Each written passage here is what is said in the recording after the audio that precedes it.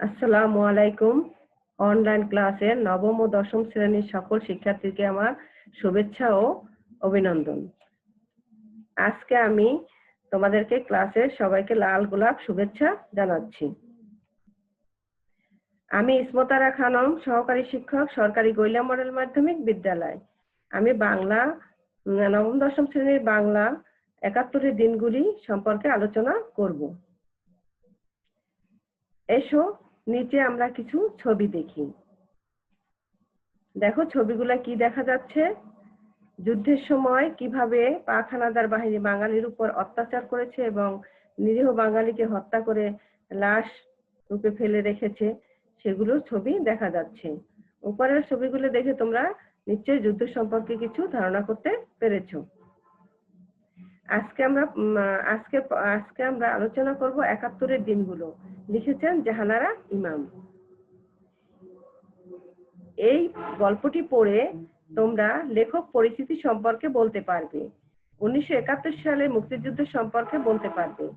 শহীদ জননী জাহানারা ইমামের আত্মত্যাগের ব্যাখ্যা করতে পারবে। পাকিস্তানি সেনাবাহিনীর আত্মসমর্পণের ঘটনা বর্ণনা করতে পারবে। দেখো স্ক্রিনে যে ছবিটি দেখা যাচ্ছে এ হচ্ছে ৭১-এর দিনগুলির লেখিকা জাহানারা ইমামের ছবি। তোমরা হয়তো আগেও এর ছবি দেখেছো। জাহানারা ইমামের জন্ম হচ্ছে ১৯২৩ সালে ৩ মে। তার পিতার নাম ছিল সৈয়দ আব্দুল আলী। জাহানারা ইমামকে শহীদ জননী বলা হয়। ৭১-এর দিনগুলি, প্রবাসের দিনগুলো, ক্যান্সারের সাথে বসবাস ইত্যাদি তার গ্রন্থ। ঢাকায় সিদ্ধেশ্বরী গার্লস স্কুলের প্রধান শিক্ষক হিসেবে তিনি দায়িত্বভার পালন করেন। তার মৃত্যু হয়েছিল ১৯৯৪ সালে ২৬শে জুন। এই গল্পটি পড়ার পরে তোমরা যে কঠিন শব্দগুলো সেগুলোর অর্থ এখান থেকে জেনে নাও। বিরল, জনমানবহীন, আলটিমেটাম সময় নির্ধারণ, মার্সি পিটিশন অর্থ হচ্ছে শাস্তি থেকে অব্যাহতি, স্তম্ভিত, হতবাক বা বিস্মিত। এবার ছবিগুলো দেখো।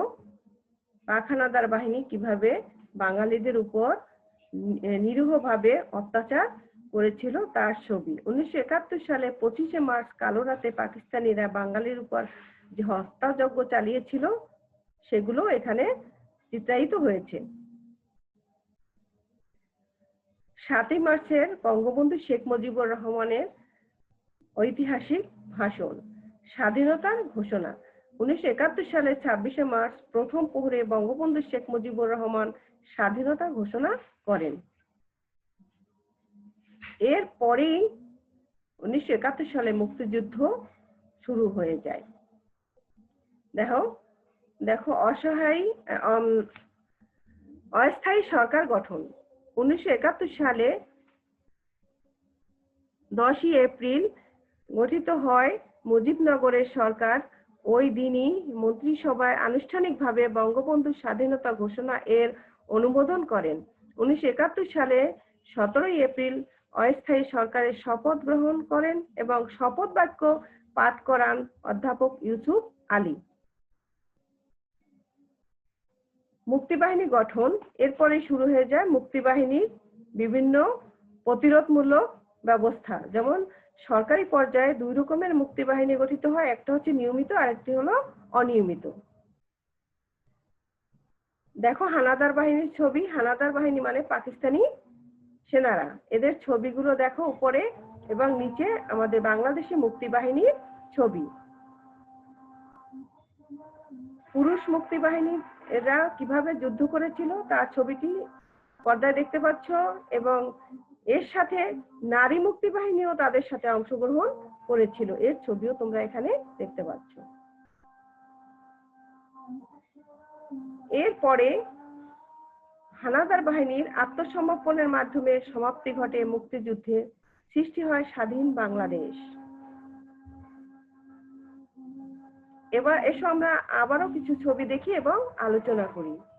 ১৯৭১ সনে কিশোরগঞ্জের বড়ইতলায় গণহত্যা, নৃশংসতার কোনো তুলনা খুঁজে পাওয়া যায় না।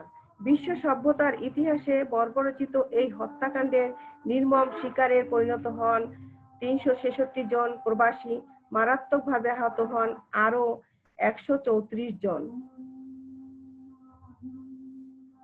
এসো আরো কিছু ছবি দেখি এবং আলোচনা করি।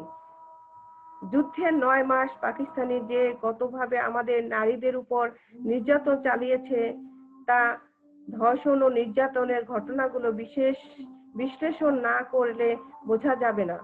শহর ও গ্রামের যুবতী নারীদেরকে এরা কখনো বন্দি করে নিয়ে গেছে নিজেদের ক্যাম্পে ও বাংকারে। দিনের পর দিন সেখানে তাদেরকে আটকে রেখে যৌন নির্যাতন করেছে। কখনো স্বামীহারা মেয়েদেরকে তারা নির্দেশ দিয়েছে নিজ ঘরে থাকার জন্য। পাহারার ব্যবস্থা করেছে যাতে তারা পালিয়ে যেতে না পারে অন্য কোথাও। এরপর এই সব মেয়েদের কাউকে কাউকে পাকিস্তানি সেনা সদস্যরা যৌনকর্মীর মতো ব্যবহার করেছে। ইচ্ছে মতো তাদেরকে এক স্থান থেকে আরেক স্থানে নিয়ে গেছে, ক্যাম্পাসে সরিয়ে। ক্যাম্পের পরিবর্তন হলে তাদেরকে নিয়ে গেছে পরবর্তী গন্তব্যে। এবার দেখো আমাদের সর্বকালের সর্বশ্রেষ্ঠ বাঙালি শেখ মুজিবুর রহমানের ছবি। বাঙালির সর্বকালের সর্বশ্রেষ্ঠ সন্তান বঙ্গবন্ধু শেখ মুজিবুর রহমানের নেতৃত্বে সর্বকালের বাঙালির সর্বশ্রেষ্ঠ কীর্তি 71-এর মুক্তিযুদ্ধ বিজয় ও স্বাধীনতা অর্জন। যতদিন বাঙালি থাকবে, বাঙালির চেতনা থাকবে, এ স্বাধীনতা ও গৌরব হারিয়ে যাবে না। এ গৌরব গাথা বর্ণনা চিরদিন চলবে। বাঙালির প্রশিক্ষণে বাংলার প্রতি ধূলিকণার সাথে মিশে আছে তা আজও উজ্জ্বল এবং আরো সমৃদ্ধি পেয়ে বিশ্বসভায় বিশ্ব মানুষের স্থান করে নেবে এবং যুগে যুগে বাঙালি চিত্তে সঞ্জীবন সুস্থ আস্বাদন পেয়ে এই বীরত্ব দর্পণকে মহিমাময় করে তুলবে। দেখো গল্পটি পড়ার পরে তোমাদের কিছু মূল্যায়ন দিচ্ছি, তোমরা সেগুলোই মূল্যায়ন করবে।